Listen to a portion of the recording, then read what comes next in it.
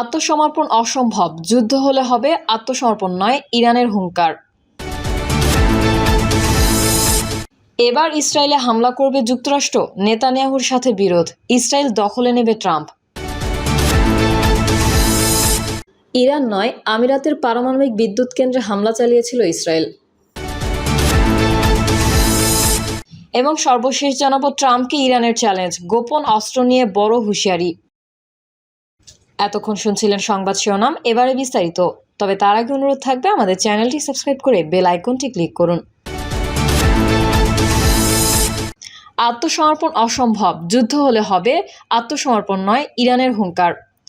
ওয়াশিংটনের হুমকি, তেহরানের পাল্টা চ্যালেঞ্জ, আর মধ্যপ্রাচ্যের আকাশে আবারও যুদ্ধের কালো ছায়া। ডোনাল্ড ট্রাম্পের কড়া ভাষার জবাবে এবার সরাসরি অবস্থান পরিষ্কার করল ইরান। তেহরানের বার্তা স্পষ্ট, যুদ্ধ হলে হবে, কিন্তু আত্মসমর্পণ নয়। ইরানের প্রেসিডেন্ট মাসুদ পেজেশকিয়ান সাফ জানিয়ে দিয়েছেন, আমেরিকার চাপ কিংবা হুমকিতে মাথা নত করবে না ইরান। তাকে আত্মসমর্পণে বাধ্য করার চিন্তা অলীক কল্পনা ছাড়া আর কিছু নয় বলেও মন্তব্য করেছেন তিনি। তবে একই সঙ্গে কূটনৈতিক দরজাও পুরোপুরি বন্ধ করেনি তেহরান। প্রাদেশিক গভর্নরদের এক বৈঠকে পেজেশকিয়ান বলেন, সংকট সমাধানে আলোচনার পথ এখনও খোলা আছে। অর্থাৎ একদিকে কঠোর বার্তা, অন্যদিকে হিসেবি কূটনীতি। কিন্তু সবচেয়ে কড়া ভাষা এসেছে ইরানের পররাষ্ট্রমন্ত্রী আব্বাস আরাকচির কাছ থেকে। এক্সে দেওয়া পোস্টে তিনি দাবি করেন, সাম্প্রতিক যুদ্ধে ইরান যে অভিজ্ঞতা অর্জন করেছে, ভবিষ্যতে যে কোনো সংঘাতে সেটি আমেরিকার জন্য বড় বিস্ময় হয়ে দাঁড়াবে। ইঙ্গিতটা পরিষ্কার, ইরান বলছে আগের চেয়ে এখন তারা আরও প্রস্তুত, আরও আক্রমণাত্মক। এই আত্মবিশ্বাসের পেছনে রয়েছে সাম্প্রতিক সামরিক সংঘাতের অভিজ্ঞতা। পেন্টাগন এখনও আনুষ্ঠানিক পূর্ণাঙ্গ মূল্যায়ন প্রকাশ করেনি। বর্তমানে যুদ্ধবিরতি কার্যকর থাকলেও পরিস্থিতি মোটেই স্বস্তির নয়।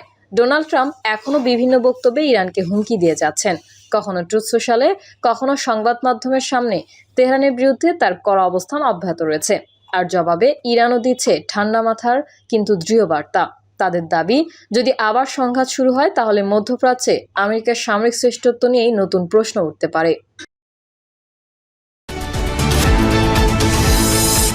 এবার ইসরায়েল হামলা করবে যুক্তরাষ্ট্র, নেতানিয়াহুর সাথে বিরোধ, ইসরায়েল দখলে নেবে ট্রাম্প।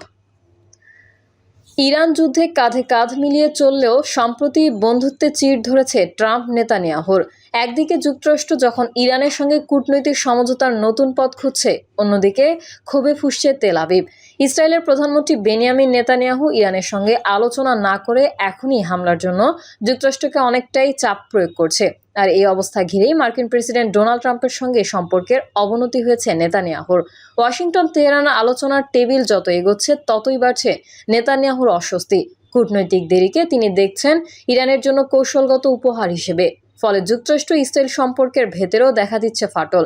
যুক্তরাষ্ট্র ইরানের চলমান কূটনৈতিক আলোচনা এবং সম্ভাব্য সমঝোতার প্রচেষ্টা নিয়ে গভীর হতাশা ও তীব্র ক্ষোভ প্রকাশ করেছে ইসরায়েলের প্রধানমন্ত্রী বেনিয়ামিন নেতানিয়াহু।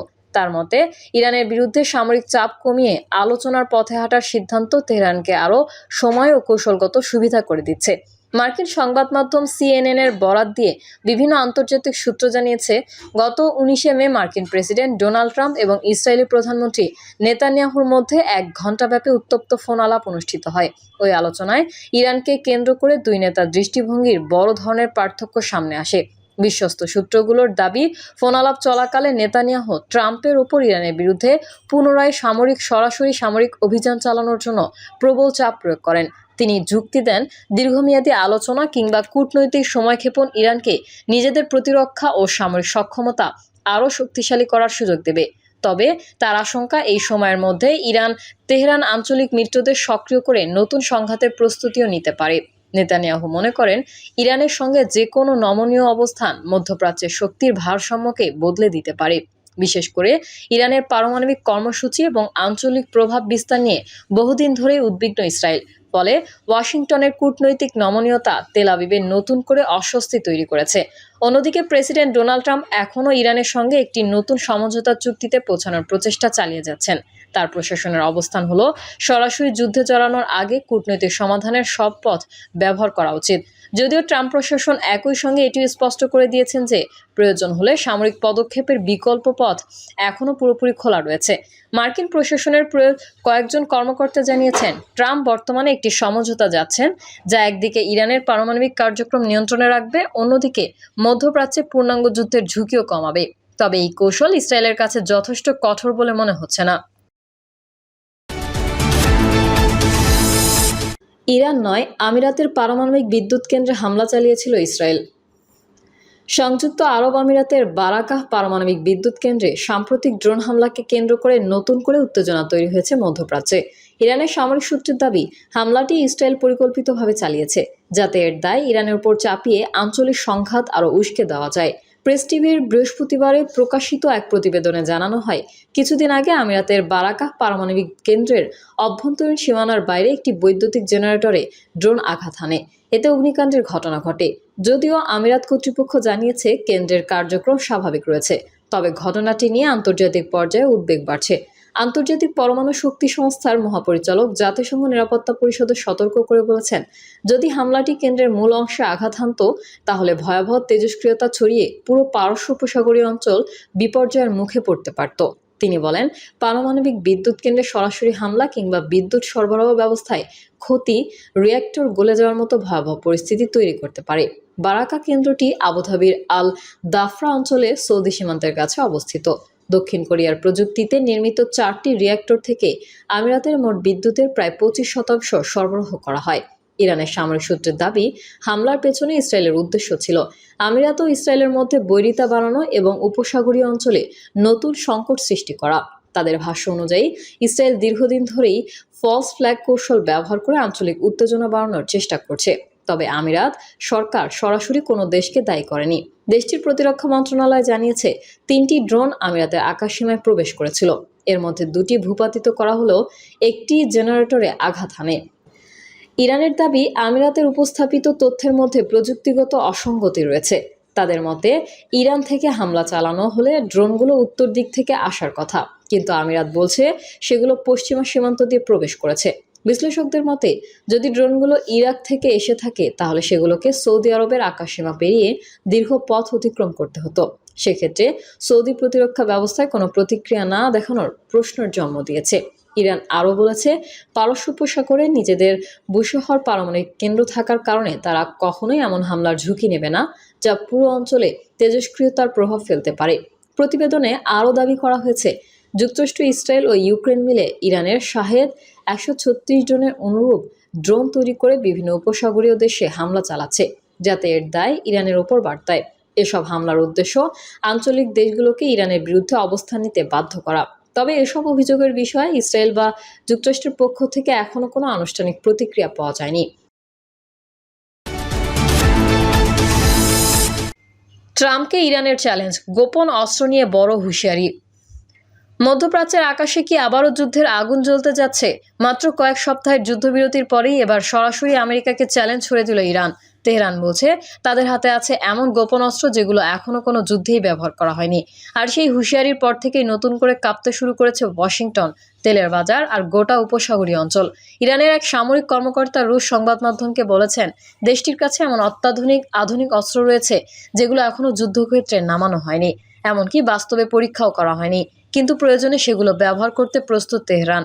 আরও ভয়ঙ্কর বিষয় হলো, এবার ইরান সংযত থাকবে না বলেও হুঁশিয়ারি দেওয়া হয়েছে। অর্থাৎ নতুন হামলা হলে আগের মতো শুধু প্রতিরোধ নয়, এবার পাল্টা জবাব হতে পারে আরও ভয়াবহ। এই বিস্ফোরক বার্তা এসেছে ঠিক তখনই যখন ডোনাল্ড ট্রাম্প আবারও ইরানকে প্রকাশ্যে হুমকি দিয়েছেন। ট্রাম্প বলেছেন, সঠিক উত্তর না পেলে খুব দ্রুত নতুন হামলা শুরু হতে পারে। কিন্তু ট্রাম্পের এই হুঁশিয়ারির পরেই যেন আরও কঠোর ভাষায় জবাব দিয়েছেন তেহরান।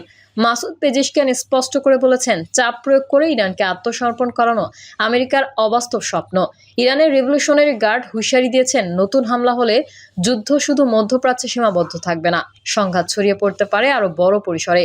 আর এখানেই তৈরি হয়েছে সবচেয়ে বড় আতঙ্ক। এই মুহূর্তে ইরান শুধু ক্ষেপণাস্ত্র বা ড্রোনের কথাই বলছে না, তারা ইঙ্গিত দিচ্ছে এমন অজানা প্রযুক্তির দিকে যা এখনও যুদ্ধক্ষেত্রে দেখা যায়নি। সামরিক বিশ্লেষকদের মতে, ইরান হয়তো নতুন প্রজন্মের হাইপারসোনিক মিসাইল, দীর্ঘপাল্লার ড্রোন, ইলেকট্রনিক ওয়ারফেয়ার সিস্টেম কিংবা সমুদ্রপথ নিয়ন্ত্রণের নতুন কৌশল প্রস্তুত করেছে। এর মধ্যে হরমুজ প্রণালীকে তেহরান কন্ট্রোল মেরিটাইম জোন ঘোষণা করেছে। অর্থাৎ কে এই পথে চলবে, কে চলবে না, সেটার সিদ্ধান্ত এখন ইরানের হাতে যেতে পারে। আর এই কারণেই শুধু আমেরিকা নয়, চীন, ইউরোপ, সৌদি আরব সবাই এখন গভীর উদ্বেগে।